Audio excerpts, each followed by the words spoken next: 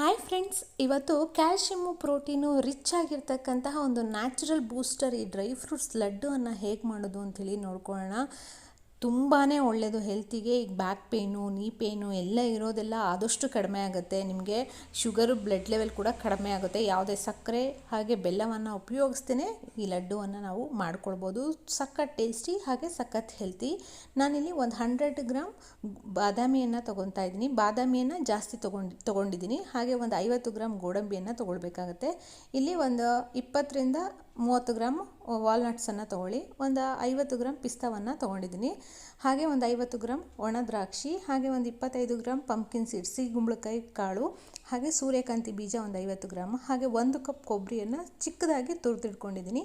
ಒಂದು 100 ಗ್ರಾಮ್ ಡೇಟ್ಸನ್ನು ನಾನು ತೊಗೊಂಡಿದ್ದೀನಿ. ಬೀಜ ಇಲ್ದಿರೋ ಹಸಿ ಡೇಟ್ಸನ್ನೇ ತೊಗೊಂಡಿದ್ದೀನಿ. ಹಾಗೆ 1 ಟೇಬಲ್ ಸ್ಪೂನ್ ಗಸಗಸೆಯನ್ನು ತೊಗೊಂಡಿದ್ದೀನಿ. ತೊಗೊಂಡು ಇವನ್ನೆಲ್ಲ ಹುರ್ಕೊಳ್ಬೇಕಾಗತ್ತೆ. ಹುರ್ಕೊಳ್ಳೋದಕ್ಕಿಂತ ಮುಂಚೆ ನಾನು ಕಟ್ ಮಾಡ್ಕೊಳ್ತಾ ಇದ್ದೀನಿ ಚಿಕ್ಕದಾಗಿ. ನೀವು ಇನ್ನು ನಾನು ಪೌಡ್ರ್ ಮಾಡ್ಕೊಳ್ತೀನಿ ಅಂದರೆ ಫಸ್ಟೇ ಹುರ್ಕೊಂಡು ಆಮೇಲೆ ಪೌಡ್ರ್ ಮಾಡ್ಕೊಳ್ಳಿ. ನಾನಿಲ್ಲಿ ಕಟ್ ಮಾಡ್ತಾ ಇರೋದ್ರಿಂದ ಯಾವುದೇ ಮಿಕ್ಸಿಯನ್ನು ಮಾಡೋದಿಲ್ಲ. ಒಂದು ಪ್ಯಾನ್ಗೆ 1 ಟೇಬಲ್ ಸ್ಪೂನ್ ತುಪ್ಪವನ್ನು ಹಾಕ್ಕೊಳ್ತಿದ್ದೀನಿ. ಹಾಗೆ ನೀವು ಡ್ರೈ ರೋಸ್ಟ್ ಕೂಡ ಮಾಡ್ಬೋದು. ಬಟ್ ಈ ಥರ ತುಪ್ಪ ಹಾಕಿ ಮಾಡೋದ್ರಿಂದ ಅದರದ್ದು ಇನ್ನಷ್ಟು ಹೆಲ್ತ್ ಬೆನಿಫಿಟ್ಸ್ ಜಾಸ್ತಿ ಆಗುತ್ತೆ. ಸೊ ಹಾಗಾಗಿ ನಾನು ತುಪ್ಪ ಹಾಕ್ಕೊಂಡು ಫಸ್ಟು ನಾನು ಇಲ್ಲಿ ಬಾದಾಮಿಯನ್ನು ಹುರ್ಕೊಳ್ಬೇಕಾಗುತ್ತೆ. ಬಾದಾಮಿ ಮತ್ತು ಗೋಡಂಬಿ ಹಾಗೆ ಪಿಸ್ತಾ ಮತ್ತು ವಾಲ್ನಟ್ಸ್ 4 ಒಟ್ಟಿಗೆ ಹುರ್ಕೊಳ್ತಾ ಇದ್ದೀನಿ.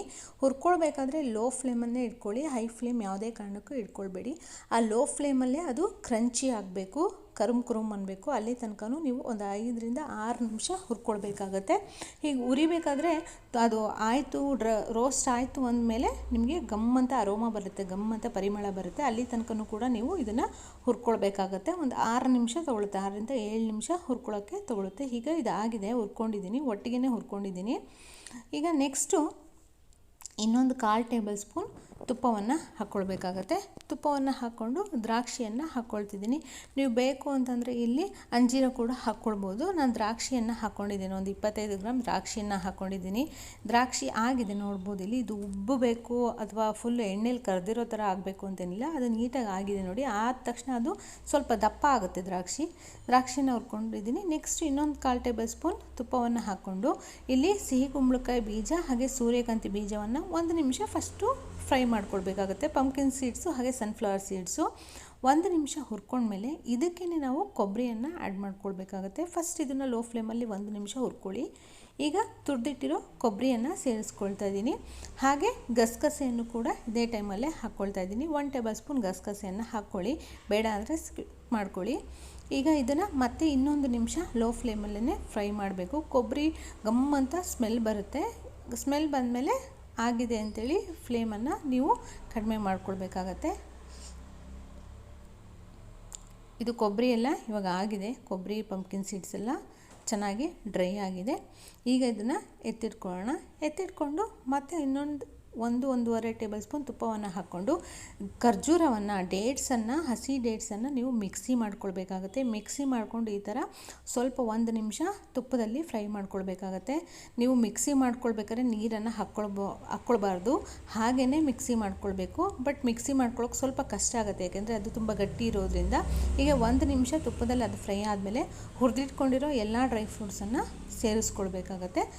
ಫ್ಲೇಮನ್ನು ಆಫ್ ಮಾಡಿಬಿಡಿ. ಈ ಟೈಮಲ್ಲಿ ಫ್ಲೇಮನ್ನು ಆಫ್ ಮಾಡಿಬಿಟ್ಟು ಈಗ ನೀವು ಆ ಡೇಟ್ಸ್ ಜೊತೆ ಹುರಿದಿರೋ ಎಲ್ಲ ಡ್ರೈ ನಟ್ಸ್ಗಳನ್ನು ನೀವು ಇಲ್ಲಿ ಹಾಕಬೇಕಾಗತ್ತೆ.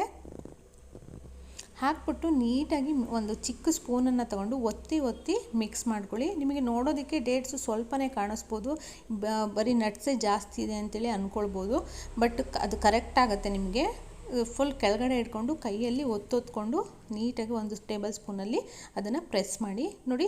ಆದರೂ ಇಲ್ಲಿ ಪುಡಿಯಾಗಿ ಕಾಣಿಸ್ತಾ ಇದೆ, ಬಟ್ ನೀವು ಉಂಡೆ ಕಟ್ಟಬೇಕಾದ್ರೆ ಅದು ಕರೆಕ್ಟಾಗಿ ಬರುತ್ತೆ. ನಾನಿಲ್ಲಿ ಕಟ್ತೀನಿ, ತೋರಿಸ್ಬೋದು. ಸ್ವಲ್ಪ ಬಿಸಿ ಇರಬೇಕಾದ್ರೇ ಉಂಡೆಗಳನ್ನು ಕಟ್ಕೊಳ್ಳಿ. ಈ ಥರ ನಿಮಗೆ ಎಷ್ಟು ದಪ್ಪ ಬೇಕಾಗುತ್ತೆ ಆ ಸೈಜಲ್ಲಿ ನೀವು ಉಂಡೆಗಳನ್ನು ರೆಡಿ ಮಾಡ್ಕೊಳ್ಳಿ. ತುಂಬಾ ಹೆಲ್ತಿಗೆ ಒಳ್ಳೆಯದು. ಸುಮ್ಮನೆ ನಾವು ಅದು ಹಾಳು ಮುಳು ತಿಂದು ಹಾಸ್ಪಿಟ್ಲಿಗೆ ದುಡ್ಡು ಹಾಕೋ ಬದಲು ಒಂದ್ಸರಿ ಈ ಥರ ಮಾಡ್ಕೊಂಡು ಡೈಲಿ ಒಂದೊಂದನ್ನು ತಿಂದರೆ ತುಂಬಾ ಹೆಲ್ತಿಗೆ ಒಳ್ಳೆಯದು. ಈವನ್ ಮಕ್ಕಳು ಕೂಡ ಇಷ್ಟಪಟ್ಟು ತಿಂತಾರೆ, ಆರೋಗ್ಯಕ್ಕೂ ಕೂಡ ಒಳ್ಳೆಯದು. ಅಲ್ಲಿ ಎಷ್ಟು ನೀಟಾಗಿ ಡ್ರೈ ಫ್ರೂಟ್ಸ್ ಲಡ್ಡು ರೆಡಿ ಆಗ್ತಾ ಇದೆ ಅಂಥೇಳಿ ನೋಡ್ತಿದ್ರೇ ಬಾಯಲ್ಲಿ ನೀರು ಬರುತ್ತೆ. ಅಷ್ಟು ಚೆನ್ನಾಗಿರುತ್ತೆ. ಟೇಸ್ಟ್ ಕೂಡ ಅಷ್ಟೇ, ತಿನ್ನಬೇಕಾದ್ರೆ ನಿಮಗೆ ನೀಟಾಗಿ ನಟ್ಸ್ ಎಲ್ಲ ರೋಸ್ಟ್ ಆಗಿದೆಯಲ್ವ, ಬಾಯಿಗೆ ಹಾಗೆ ಕುರುಮ್ ಅಂತೇಳಿ ಸಿಕ್ಕುತ್ತೆ. ತುಂಬಾ ಟೇಸ್ಟಿಯಾಗಿರುತ್ತೆ ಇದು. ಯಾವುದೇ ಸಕ್ಕರೆ ಯಾವುದೇ ಬೆಲ್ಲವನ್ನು ಹಾಕೋದಿಲ್ಲ. ನೋಡಿ, ಇಲ್ಲಿ ಎಲ್ಲ ಉಂಡೆಗಳನ್ನು ರೆಡಿ ಮಾಡ್ಕೊಂಡಿದ್ದೀನಿ. ಎಷ್ಟು ಚೆನ್ನಾಗಿ ಬಂದಿದೆ ಅಂಥೇಳಿ ನೋಡ್ಬೋದು ನೀವಲ್ಲಿ. ನಾನು ತೊಗೊಂಡಿರೋ ಅಳತೆಯಲ್ಲಿ ಒಂದು 22ರಿಂದ 23 ಉಂಡೆಗಳನ್ನು ನಾನು ಮಾಡ್ಕೊಂಡಿದ್ದೀನಿ. ಸೈಜ್ ದೊಡ್ಡದಾಯಿತು ಅಂದರೆ ಕಡಿಮೆ ಆಗುತ್ತೆ, ಸೈಜ್ ಇನ್ನೂ ಚಿಕ್ಕದಾಯಿತು ಅಂತಂದರೆ ಇನ್ನೊಂದು ಸ್ವಲ್ಪ ಹೆಚ್ಚು ಉಂಡೆಗಳಾಗುತ್ತೆ. ಎಷ್ಟು ಚೆನ್ನಾಗಿ ಬಂದಿದೆ ಅಲ್ಲ, ನೋಡ್ತಿದ್ರೇ ತಿನ್ನಬೇಕು ಅಂತ ಆಸೆ ಆಗುತ್ತೆ, ಅಷ್ಟು ಚೆನ್ನಾಗಿ ಬಂದಿದೆ. ತಿಂತಾಯಿದ್ರು ಕೂಡ ನೀವು ಒಂದು ತಿನ್ನೋ ಜಾಗದಲ್ಲಿ 2 ತಿಂತೀರಾ, ಅಷ್ಟು ಟೇಸ್ಟಿಯಾಗಿರುತ್ತೆ. ನೀವು ಬೇಕಾದರೆ ಇಲ್ಲಿ ಡೇಟ್ಸನ್ನು ಸ್ವಲ್ಪ ಜಾಸ್ತಿ ಸೇರಿಸ್ಕೊಳ್ಬೋದು, ಸ್ವಲ್ಪ ಸ್ವೀಟ್ ಜಾಸ್ತಿ ಬೇಕು ಅನ್ನೋರು. ಬಟ್ ದ್ರಾಕ್ಷಿ ಡೇಟ್ಸ್ ಇರೋದ್ರಿಂದ ಸ್ವೀಟ್ ಕರೆಕ್ಟಾಗಿ ಆಗುತ್ತೆ, ತುಂಬ ಸ್ವೀಟ್ಸ್ ಇರೋದಿಲ್ಲ. ನ್ಯಾಚುರಲ್ ಸ್ವೀಟ್ಸು, ಯಾವುದೇ ಸಕ್ಕರೆ ಹಾಗೆ ಬೆಲ್ಲವನ್ನು ಆ್ಯಡ್ ಮಾಡಿಲ್ಲ. ನೋಡ್ಬೋದು, ಒಂದು ಓಪನ್ ಮಾಡಿ ತೋರಿಸ್ತೀನಿ ನೋಡಿ ಎಷ್ಟು ಸಾಫ್ಟಾಗಿ ಬಂದಿದೆ ಅಂಥೇಳಿ. ನೀವು ತಣ್ಣಗಾದರೂ ಕೂಡ ಇದೇ ಸಾಫ್ಟ್ನೆಸ್ ಇರುತ್ತೆ. ಈ ರೆಸಿಪಿ ಇಷ್ಟ ಆಯಿತು ಅಂದರೆ ಪ್ಲೀಸ್ ಲೈಕ್ ಮಾಡಿ, ಶೇರ್ ಮಾಡಿ, ಹಾಗೆ ಕಮೆಂಟ್ ಮಾಡಿ. Thank you friends.